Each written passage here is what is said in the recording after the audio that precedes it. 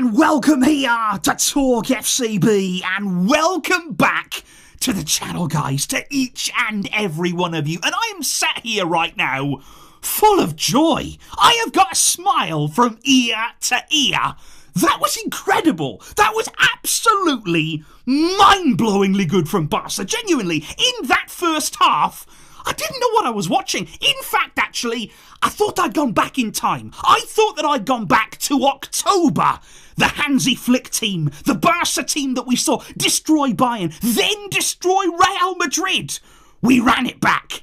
And this is how we move forward. What a display. 5 goals in our favour. And we're going to be talking today about the entire game. There's so much happened. There was refereeing controversy. Big calls were made. Big cards were given out. Of course, the second half was a real mess in many ways. But in the end, Real Madrid completely lost it. And I'm not only talking about the game, which they lost comfortably, but they lost their heads as well. And we're going to be talking about it all right here. So get ready. I hope that you are all smiling too.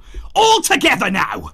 Let's do this. Because indeed, guys, even from the very beginning of the game, Hansi Flick had big calls to make, and he did, in the end, elect to start Wojciech Szczesny there. And he basically said before the game that, look, Szczesny started in the semi-final, so let's see this through. Let's give him an opportunity in the final here up against Real Madrid. It was a big call, but I think it was one really that he had to make. He had to give Szczesny this chance, and of course in the end, didn't all work out perfectly. There were a few bumps in the road, but hey, this was the team that we started with. It is what worked so well in the semi-final, and let's be honest, guys, in terms of that 11, they were outstanding yet again. They are proving time and time again now they are the leading players of this team. They pick themselves at times, and today, in the biggest game of the year so far, they didn't let us down again. Because you've got to say, from Barca's point of view, guys, the way we even started this game, that was a really encouraging thing for me here. The way that we came out,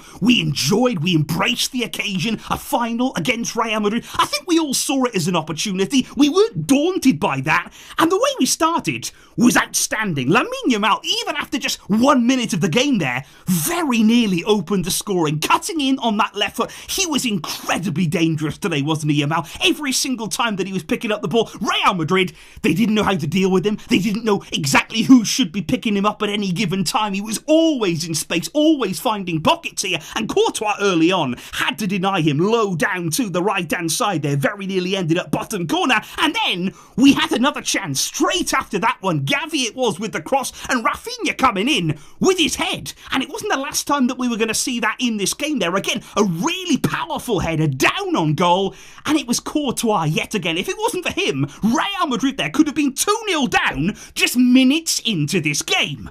But, and this was the problem, and this is where all the alarm bells started going for us Barcelona fans, we didn't score in those moments. We had chances there in the early exchange in the game.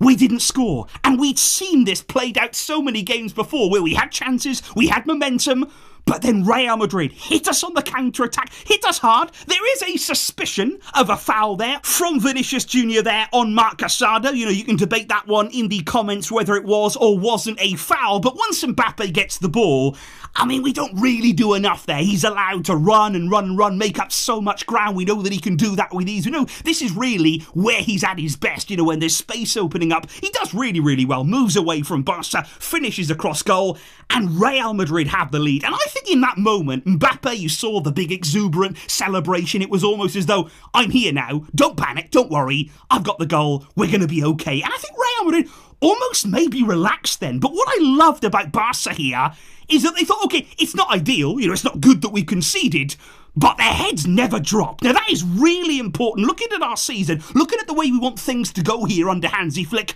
we need that mentality again. We need to be able to roll with these punches. We went behind, but boy did we hit back, and there was absolutely nothing, I repeat nothing, that was going to stop us from getting that win tonight. And you know the man who kicks it all off? Of course it has to be Yamal. But first of all, guys, we have to give credit. We have to give real credit here to Robert Lewandowski. You know, the way that he actually plays his part in this goal, he's instrumental because he drops deep. What he does there, he brings Rudiger out with him there. He brings Rudiger into a position where he doesn't want to be. You know, he doesn't want to be here. He doesn't want to follow Lewandowski in, and he probably doesn't think that Lewandowski is dangerous here. But he makes a brilliant pass, you've got to say, in behind there, cutting it in to Lamine Yamal. And then he's got space to really run into and cause problems. And what Yamal does next, it's next level. It is absolute genius, this goal there. The way that he takes the ball on, he's really doing it all in his own time. And look at when he strikes this ball. He is heading in the opposite direction. He is going away from goal, and yet he finishes it in the other corner. And yet, not with real power. You know, he doesn't smash the ball. He passes the ball into the back of the net. Now, there's only one other player that springs to mind there. When you look at that whole move, cutting in, making his way into the penalty area, effortless, gliding past defenders, and passing the ball into the back of the net. Who does that remind you of? You know, I won't say the name, but it's incredibly high praise. Let me just tell you that there. Yamal with a wonderful opening goal for Barca, and I love the celebration too there. He has been pulling out some beautiful celebrations in recent times. Yamal enjoying his football, enjoying this moment with the Barcelona fans, and that was a massive goal, massive goal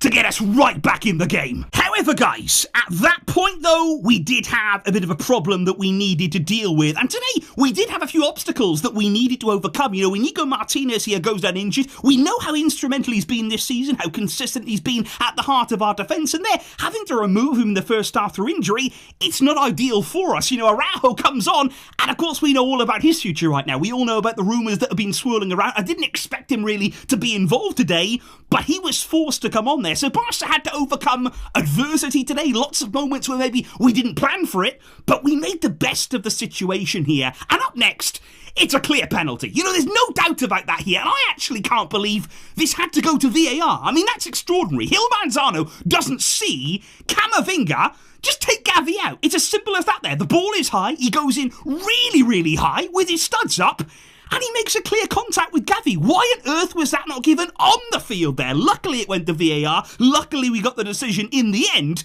And then, of course, you're looking to Robert Lewandowski. We said before the game, look, he's got to finish those chances. If a chance comes his way, he has to make sure he takes it.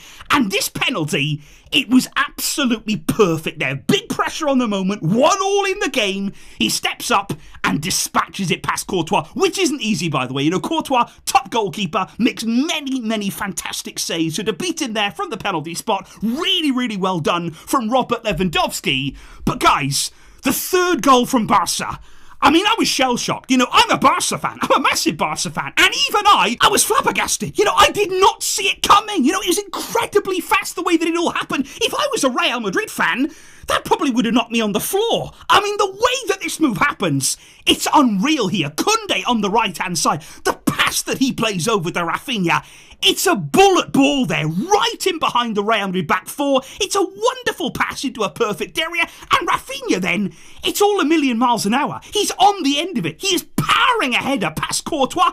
They don't even see it coming. Courtois sees that ball fly past him into the net. It is an outrageous goal from Barca, and I love the speed of play. You know, this is what we've been missing in recent weeks, guys. When maybe the energy has been down, when the intensity hasn't been as high from Barca, we haven't been moving the ball with this kind of pace, you know, with this kind of electricity in the final third. This is what we're looking for here. What a move from Barca. It's 3-1 before Real Madrid even know what's hit them. What a goal, and what a moment for us. And I did have to say, guys, I was quite enjoying right throughout the game, and we're going to talk about it later as well. The cameraman inside the stadium really enjoying putting a few images there on the big screen, and we did have a camera panning there after that third Barca goal to the presidential area. And I think it was probably a good job today that Joan Laporta and Florentino Florentino Perez, they were quite nicely separated. That was a really, really nice touch there, and probably for the best given how the game went. And Laporta, we know this week, has been in a really, really feisty mood. He just seemed to be trying to keep himself in the best possible behaviour, though, today. And I would also like to point out, before we talk about the fourth goal, what happened here?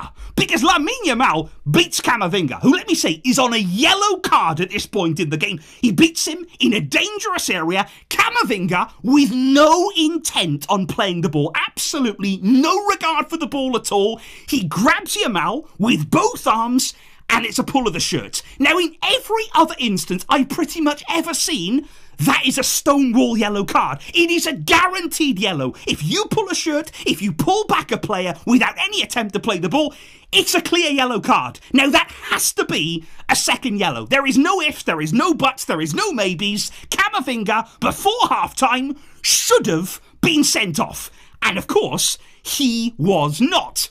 Did we care, though? Were we hanging around to argue about that? We actually weren't, because we were up the other end, scoring our fourth goal of the game, and it all came from Real Madrid's own corner. They take a short corner, make an absolute mess of it. Yamal starts toying with them. Rafinha's on the break. He leaves Valverde, by the way, on the floor. Hope he's okay down there. And then Balde takes over. He is steamrolling his way into the Real Madrid penalty area, dispatches it past Courtois like he's a pure number 9, and it's 4. I repeat, 4 for Barca before half-time against Real Madrid, guys. And I actually thought Balde was really impressive there, especially going forward in that first half. That's where I want to see him, using that pace there, having all of that energy, and just being desperate to get involved. He was always there in support. He was giving us a real outlet on that left-hand side. We targeted Vasquez with absolutely everything we had. And what a half of football. What finishing from Barca. I mean, the clinical touch in front of goal. What are they doing? What are they doing differently here that we haven't seen in recent weeks? Whatever it is, please keep doing it. What goals? What precision? What magic? And then the second half, well, that was absolutely mental. Because indeed, guys, if we are being completely honest with ourselves, as Barca fans here, even at 4-1 going in at half-time and then coming out for the second, there was kind of a feeling of, okay, it is brilliant, it is incredible, but the game is not actually done yet. Real Madrid are still a very dangerous team. They've still got lots of attacking players on the field that can cause problems. So the game was not over. I think already in the second half then, Rodrigo comes out, smacks one straight against our post, very early on in the second half there. So we were given a quick reminder that, okay, you've got to stay in the game. You've got to stay nice and focused here. Rodrigo was very, very influential for Real Madrid at the start of that second half, and they were still there, and they were still waiting. But that's the thing, because so were we. Because even then, early on in the second half, we have a scare, we have a nervy kind of moment. What do? We are straight up the other end. Rafinha's lurking on the halfway line, waiting for an opportunity, just waiting to be played in behind. And we do. We feed him. We give him the ball. And he is away. And what I love about this goal is, he gets away from Real Madrid. He's in there, into the penalty area. He gets caught. Real Madrid get back. They get numbers back inside the area. Rafinha thinks, I don't care. I actually don't care. I'm going to cut back on my left foot, little dribble there, and he just smashes it on his left into the bottom corner. And again, I'm getting flashbacks here of that game against Bayern, whereby, particularly Rafinha, everything he touched turned to gold. Every moment he had in front of goal, every shot that he took, it flew into the back of the net. And that is exactly what happened here. Barca were absolutely irresistible in front of goal tonight. It was a joy to behold. And let me also say, we would have scored more. I am absolutely sure tonight, guys, and maybe that's a slight frustration, although let's be honest, we scored 5. We've got to be happy with that. 5 is great against Real Madrid. But I really believe he would have scored more. If it wasn't then for the red card for Szczesny, which obviously it's a mistake. It is not an ideal play here, and I am very, very glad that it didn't come back to haunt us in any way, because we lose possession in a bad area, one ball in behind, Mbappe is in, takes it round Szczesny. Now, Szczesny flies out of his goal. He's a split second too late on the challenge, just about brings Mbappe down, and of course he's then sent off for his trouble. So Szczesny tonight, not the ideal game that he would have wanted, but hey, we won in the end, so it's all good. It's all smiles, no need to worry about that too much. But we were then left in a situation. We had 35 minutes plus the extra time, so more like 45 minutes in some ways there, with 10 men. It's a long time. We did well there, I think. We were very, very disciplined in the way we went about things. And I think Flick deserves credit there because he chose to bring off Gavi and Lamine Yamal. Now, those are big calls to make at that stage of the game. Two very influential players, two of your best players out there. He brings them off. And I think he deserves real credit for that. Because you know what? We still need to take care of Yamal. Doesn't matter if it's a final. Doesn't matter if it's against Real Madrid. We have to make sure we are putting his health and his fitness first. I am glad that Yamal was withdrawn there. Gavi actually comes off for Olmo. Yamal comes off so that Peña can come on. Peña came on, by the way, did very well. Credit to him again. He wouldn't have expected to come on here, so he did really well in the circumstances. On the free kick, though, following the red card, he does get beaten, and it's goalkeeper side from the free kick, which is never ideal. When you see that there, you want it to go over the wall, and if it has to, not really want to be beaten on the goalkeeper's side. So that wasn't really good. And also then, it made the red card pointless. Szczesny came out of his goal, took a red card, and they scored from the free kick anyway. So it was all like, okay, this is a nightmare 5 minutes, let's just forget it. And what happened then is that Real Madrid, they were just furious. They didn't know what to do. They couldn't score, they couldn't break through, they kept conceding chances to a 10-man Barcelona, and then they just started kicking people. I think they got away tonight with so much. Gil Manzano let them get away with everything because there's an awful tackle, terrible tackle from Vinicius here on Jules Koundé. That's a shocker, by the way. He goes right down the back there, right down the Achilles of Jules Koundé. That could easily be a straight red card. It could easily be a red card there for Vinicius. Obviously, not given. You got a really bad tackle too on Dani Olmo throughout the game. You got Pedri going down as well. And that's why, as the closing stage of the game came, Rafinha on the sidelines, he went off after about 80 minutes. He ran himself into the ground. He couldn't contain himself. He was absolutely fuming there. Lewandowski got took out. The challenges were really raining down hard on Barca from Real Madrid, and they got away with pretty much all of them. It was absolutely unacceptable. They'd lost their heads. But hey, they had conceded 5 goals. I don't really know what that feels like against Real Madrid, but I would imagine that it doesn't actually feel that good. But hey, they could probably tell us more. But then what we saw, which was lovely, I really did love this moment here. On the big screen, like I say, the camera, the director, he was having a load of fun in this game. And the fans inside the stadium, they were loving it. Laporta goes on the screen, big cheers around the stadium, everybody loving Joan Laporta tonight. And then the camera switches the image immediately to Vinicius on the bench looking very glum, and the score there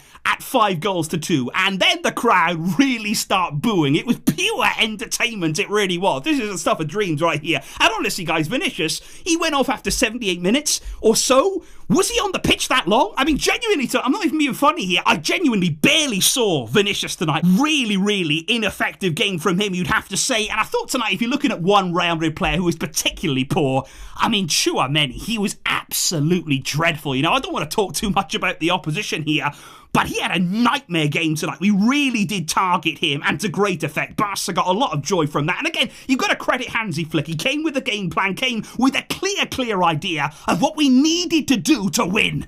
And boy, did we do it. 5-2. What a win. We lift the trophy. Flick's first trophy. He has an incredible record, by the way, in cup finals. That continues here today. And I'm just loving it. Loving the feeling. Loving again Barca. Watching them play like this. It brings a smile to all of our faces. And all that I'll say is, long may it go on. This is what we can do. This is the team that we are. These are the players that we have. Let's see more of this. Let's keep it going now.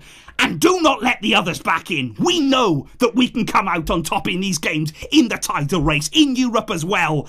Let's not stop here, and let's build on this very special night, on this very special win. So please, guys, do leave all of your thoughts, do leave all of your reactions, every emotion, every feeling that you have inside of you right now. Let me know it all in the comments down below. I will be back with all of you guys very soon for more reaction, of course, to this special night. Thank you indeed to all of you for the great support. But until next time, as always, Vejka, El Barca.